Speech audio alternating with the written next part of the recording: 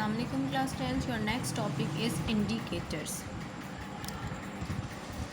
इसमें बेटा ऐसा तो कुछ भी ऐसा समझाने वाला नहीं है, ये आपकी रीडिंग ही है और इसमें आपने डेफिनेशन ही लर्न करनी है। लेकिन इंडिकेटर्स के बारे में आपको पता होना चाहिए कि इंडिकेटर्स होते हैं हमारे पास ऑर्गेनिक कंपाउंड्स होते हैं। मैं आपको यहाँ पे जो है वो मेंशन कर देती हूँ। अब इंडिकेटर नेम से ही जो है वो इंडिकेट कर रहा है, जाहिर कर रहा है, तो इट मीन्स इंडिकेटर्स क्या हुआ कि ये ऐसे सब्सटेंसेस होंगे जो कि इंडिकेट्स करेंगे, क्योंकि आप इस चैप्टर में एसिड और बेस पढ़ रहे हो। तो इंडिकेटर्स मीन्स ऐसे सब्सटेंस जो कि ये शो करेंगे कि सब्सटेंस आइदर एसिडिक है और बेसिक इन नेचर है। ठीक है, इंडिकेटर्स हमें क्या शो करेंगे? Indicators shows that a substance is acidic और बेसिक।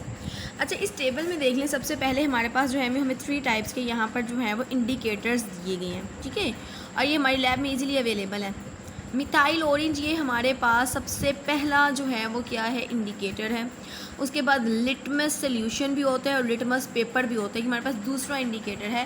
फेनोल्फथलीन ये हमारे पास तीसरा इंडिकेटर है। ठीक है, तो ये इंडिकेटर्स को जब हम डिफरेंट सब्सटेंसेस के अंदर यूज़ करेंगे तो हमें ये बताएंगे कि ये पीएच स्केल को देखते हुए ही हमें बताएंगे कि आइदर जो है ये एसिडिक इन नेचर है और बेसिक इन नेचर है। तो अब आपको पता है कि 7 के ऊपर पीएच जो है वो हमारी न्यूट्रल होती है, और 7 से अगर हम पीछे की तरफ जाएं 0 से 6 तक तो ये एसिडिक इन नेचर होते हैं, और 7 से हम आगे मूव करते हैं 8 to 14 तो ये हमारे पास क्या होते हैं? ये हमारे पास बेसिक इन नेचर होते हैं। ठीक है, तो मिथाइल ऑरेंज ये ऑरेंज कलर का एक इंडिकेटर होता है। जिस भी सब्सटेंस का हमने फाइंड आउट करना होता है, हमें नहीं पता चल रहा होता कि ये सब्सटेंस एसिड है या बेस, उस सब्सटेंस के अंदर हम इस मिथाइल ऑरेंज को डाल देते हैं। ठीक है, अगर तो मिथाइल ऑरेंज कलर का होता है, अगर तो मिथाइल ऑरेंज हमें रेड कलर दे रहा है, इसका क्या मतलब होगा कि अब अगर हमें मिथाइल ऑरेंज रेड कलर दे रहा है तो इसका मतलब ये है कि देखो यहाँ पे इसकी पीएच स्केल के ऊपर,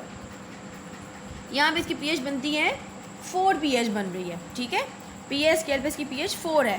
तो अगर मिथाइल ऑरेंज कन्वर्ट हो जाता है रेड कलर में तो इट मीन्स कि ये क्या है? वो सब्सटेंस क्या होगा? एसिड होगा।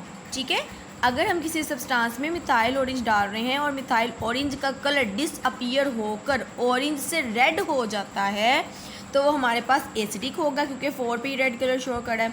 और अगर वो येलो कलर को शो करता है, येलो, तो इट मीन्स वो बेस होगा। ठीक है, लेकिन ये जो है वो हमारे पास मिथाइल ऑरेंज जो है वो सिर्फ 4 के ऊपर जो है वो एसिडिक पोजीशन को शो कर रहा है, और इसकी जो पीएच है वो फ़ौरन से चेंज हो जाती है, 4 से 5 पर जाती है इसकी पीएच चेंज हो जाती है। तो इस तरह से हम जो है वो अभी इसकी रीज़न भी पढ़ेंगे कि क्यों ये जल्दी जो है वो येलो कलर शो कर देता है। उसके बाद अगर हम लिटमस सोल्यूशन देखें तो लिटमस जो है वो रेड होगा कौन से पीएच पे? अगर हम लिटमस पेपर ले रहे हैं, लिटमस सोल्यूशन ले रहे हैं और उस सोल्यूशन की पीएच हम चेक करेंगे तो अगर तो वो 0 से 6 तक है, देखिए यहाँ पर, तो ये हमारे पास एसिडिक है। और अगर वो ब्लू कलर दे देता है litmus, it means blue colour, अब देखो यहाँ पे मेंशन हो रहा है 7 से ऑनवर्ड, तो ये बेस है। 7 से पहले अगर लिटमस सोल्यूशन किसी भी सब्सटेंस के अंदर हम ऐड कर रहे हैं और लिटमस सोल्यूशन का कलर चेंज हो जाता है रेड में, हमारे पास 2 टाइप्स के लिटमस होते हैं। ठीक है, रेड लिटमस होता है सोल्यूशन और ब्लू लिटमस सोल्यूशन होता है। रेड लिटमस सोल्यूशन हम यूज़ करते हैं बेस के लिए, ब्लू लिटमस सोल्यूशन हम यूज़ करते हैं एसिड के लिए। तो वो क्या करता है, जो रेड लिटमस होता है वो कन्वर्ट हो जाए अगर तो ब्लू में तो बेस है, और अगर जो है वो कन्वर्ट हो जाए रेड में तो वो क्या है? एसिड। ठीक है, इस तरह फिनोल्फथलीन है, फिनोल्फथलीन एसिड के अंदर कलरलेस होगा। ठीक है, फिनोल्फथलीन एसिड के अंदर कलरलेस होगा, लेकिन जैसे ही आप उसको बेस के किसी सोल्यूशन में डालते हो, मतलब ऐसा सोल्यूशन में डालते हो जो कि बेस है, तो उसका कलर क्या हो जाएगा? रेड। अगर तो कलर फिनोल्फथलीन का रेड हो जाता है तो इसका मतलब ये क्या हुआ कि ये हमारे पास स्ट्रॉन्ग बेस है, और अगर वो कलरलेस हो जाती है तो इसका मतलब ये होगा कि वो हमारे पास एसिड है। फिर से अगेन दोबारा इस टेबल को देख लेते हैं। मिथाइल ऑरेंज जो है अगर तो किसी सब्सटेंस के अंदर रेड कलर दे रही है, रेड कलर हमें शो कर रही है, तो इसका मतलब क्या है कि वो सब्सटेंस एसिड है। और अगर येलो शो करी है तो वो सब्सटेंस हमारे पास बेस है। अगर लिटमस सोल्यूशन हमें रेड कलर दे रहा है तो वो हमारे पास एसिड है, और अगर ब्लू कलर दे रहा है तो हमारे पास बेस है। अगर फिनोल्फथलीन हमारे पास जो वो कलरलेस कलर शो करी है तो वो एसिड है, और अगर रेड कलर शो करी है तो हमारे पास बेस है। ठीक है, इसी तरह यहाँ पे देखो मिथाइल ऑरेंज की बहुत इंपॉर्टेंट, ये जो है वो एमसीक्यूज़ के हवाले से बहुत इंपॉर्टेंट है। इंडिकेटर हमारे पास मिथाइल ऑरेंज दिया गया, कलर इन स्ट्रॉन्गली एसिडिक सोल्यूशन। उस स्ट्रॉन्गली अगर तो ऐसे सब्सटेंस के अंदर, ऐसे सोल्यूशन के अंदर डाला जा रहा है जो बहुत ही स्ट्रॉन्ग एसिड है, तो फिनाइल ऑरेंज इसमें कौन सा कलर देगा, रेड। और pH eight which colour changes 4 पे जाकर उसका देखो कलर चेंज हो जाएगा, 4 से ऑनवर्ड वो येलो में कन्वर्ट हो जाएगी। कलर इन स्ट्रॉन्ग अल्कलाइन सोल्यूशन बेस के अंदर वो कौन सा कलर देगी, येलो। लिटमस जो है वो हमारा कलर देगा एसिडिक सोल्यूशन के अंदर red. PH eight which colour change 7 से ये देखो ये अपने कलर को चेंज करना स्टार्ट कर देगी, और ये 9 पर जाके जो इसका कलर बिल्कुल चेंज हो जाएगा और रेड में चला जाएगा। सॉरी, लिटमस का 7 से ये अपने कलर को चेंज करना शुरू कर देगी। इस तरह फिनोल्फिथलीन है, कलरलेस है एसिडिक सोल्यूशन के अंदर, इसकी पीएच क्या होगी, 9 पर जाकर ये अपना कलर चेंज कर लेगी और ये किस में कन्वर्ट हो जाएगी, रेड में, और वो बेस की तरफ चला जाएगा। ठीक है, ये दोनों टेबल्स पहले आपके लिए समझना ज़रूरी थे। अब हम चलते हैं इसकी डेफिनेशन की तरफ। Indicators are the organic compound, इसकी डेफिनेशन इसको हाईलाइट कर लें। Indicators are the organic compounds, they have different colour in the acidic and the alkaline solution. ठीक है, उसके बाद यहाँ तक इसको हाईलाइट करें।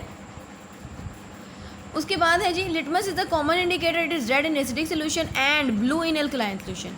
Each indicator has a specific colour in acidic medium which changes at a specific pH to another colour in the basic medium.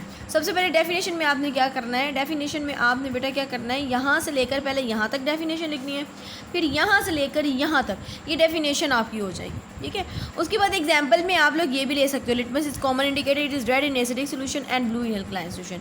दूसरा example आपको यहाँ से भी हो सकता है, phenolphthalein is a colourless and strongly acid, और ये आपको एमसीक्यूज में पूछा जाता है, फिनोल्फिथलीन एसिड के अंदर कौन सा कलर शो करती है, कलरलेस होती है, इसका कोई कलर नहीं होता।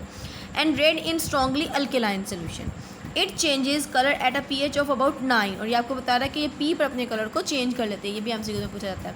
This mean फिनोल्फिथलीन is a colourless in a solution with pH less than 9 pH पे वो अपने कलर को शो करेगी कि वो कलरलेस है।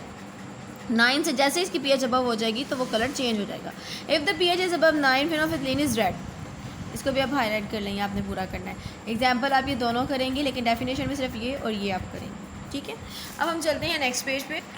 अच्छा बेटे, यहाँ पे ना एक शॉर्ट क्वेश्चन पूछा जाता है, which methods are use for measuring the pH of a solution. ठीक है, which methods are used for measuring pH of the solution.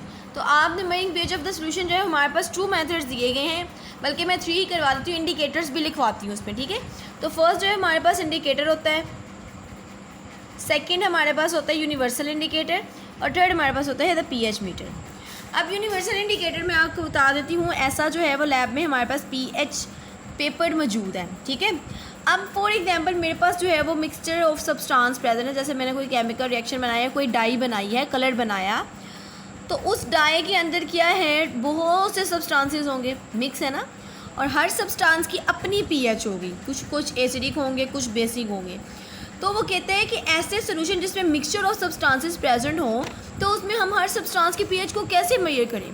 तो ये हमारे लिए बड़ा मुश्किल था, तो उसके लिए उसने कुछ जो है वो मेथड्स यहाँ पे दिए हैं। यूनिवर्सल इंडिकेटर इसको बोला जाता है, जिसमें हमारे पास एक ये पीएच स्केल दिया जाता है, और उसमें हम जो है वो पीएच पेपर भी यूज़ करते हैं। Some indicators are used as a mixture, the mixture indicator gives different colours at different pH values. ठीक है, अभी देखो 1 पे रेड कलर है, मतलब बहुत स्ट्रॉन्ग एसिड है। 2 के ऊपर जो है हमें जो है ना वो दिया जाता है पीएच पेपर। पीएच पेपर को जब हम किसी भी सोल्यूशन के अंदर डिप करते हैं ना, तो वो कलर शो करता है। फिर हम क्या करते हैं, उस पीएच पेपर के कलर को जो उसके ऊपर आया होता है सोल्यूशन की वजह से, इस पीएच स्केल के कलर से मैच करते हैं, और वो इनमें से जिस स्केल के कलर के साथ मैच हो जाता है, हम वहाँ से उसकी पीएच को मेजर करते हैं। फॉर एग्जांपल, अगर मैंने कोई सोल्यूशन लिया और उसके सोल्यूशन को मैंने जब पीएच पेपर को मैंने उसमें डिप किया, तो उसने मुझे ये कलर दिया। अब मैं क्या करूँगी, उस पीएच पेपर को इसके साथ रखूँगी और मैच करूँगी। तो अगर तो एक कलर उन दोनों का मैच हो गया, इट मीन्स उसकी पीएच क्या होगी, 2 होगी। ठीक है, स्कूल ओपन होंगे तो इंशाल्लाह मैं लैब में आपको ये practical करवाऊँगी। Some indicators are used as a mixture. The mixture indicators give different colors at different pH values. Hence, it is used to measure the pH of the solution. In a mixed indicator is called the universal indicator, simply pH indicator. तो ये जो हम ये use करते हैं, इसको हम क्या बोलते हैं, universal indicator और pH indicator. The pH of the solution can be measured by dipping a piece of universal indicator paper. हमने pH पेपर लेना है, येलो कलर में होता है। ठीक है, इंडिकेटर पेपर लेना है, उसको सोल्यूशन में डिप कर देना। The pH is then found by comparing the colour, तो फिर हम उसको कलर से जो है वो इसके साथ कलर को मैच करेंगे with the colour as shown in figure. ठीक है, उसके बाद हमारे पास pH मीटर आ जाता है। ये देखें, ये हमें pH मीटर दिया गया है। क्या होता है pH मीटर? हमने इसके साथ बिल्कुल एक रोड लगा हुआ होता है और इसके साथ जो है ये एक वोल्ट मीटर आप कह लो या डिजिटल मीटर आप कह लो। तो वो क्या करते हैं, जिस सोल्यूशन की हमें pH मेजर करनी होती है, हम सिंपली क्या करते हैं, उस रोड को इसमें डिप कर देते हैं। तो ये डिजिटली जो है वो हमें यहाँ पे बता रहा था कि इसकी pH इतनी है। ठीक है, 6, 7, 8, 9, 10 जितनी भी इसकी pH होगी, तो ये हमें डिजिटली बता देता है। तो इसमें जो है वो मिस्टेक के चांसेस कम होते हैं, जबकि इसमें हमारे पास मिस्टेक्स हो सकती हैं। इंडिकेटर में भी हमारे से मिस्टेक हो सकती हैं, लेकिन इस मेथड में हमारे पास मिस्टेक्स के चांसेस कम होते हैं। The pH of the solution can be measured with the pH meter. It consists of a pH electrode connected to a meter. The electrode is dipped into the solution and the meter shows the pH either on a scale or digitally. It is much more reliable, accurate method of measuring pH than the universal indicator papers. So the latter often more convenient. तो ये हमारे पास more convenient method। ठीक है, ये आपने indicators वाला पूरा topic learn कर लेना है। न्यूमेरिकल्स इसके रह गए, इंशाल्लाह कल मैं आपको इसके न्यूमेरिकल सॉल्व करवा दूंगी और हमारे पास जो ये भी टॉपिक कंप्लीट हो जाएगा, फिर हम सॉल्ट पर चलें।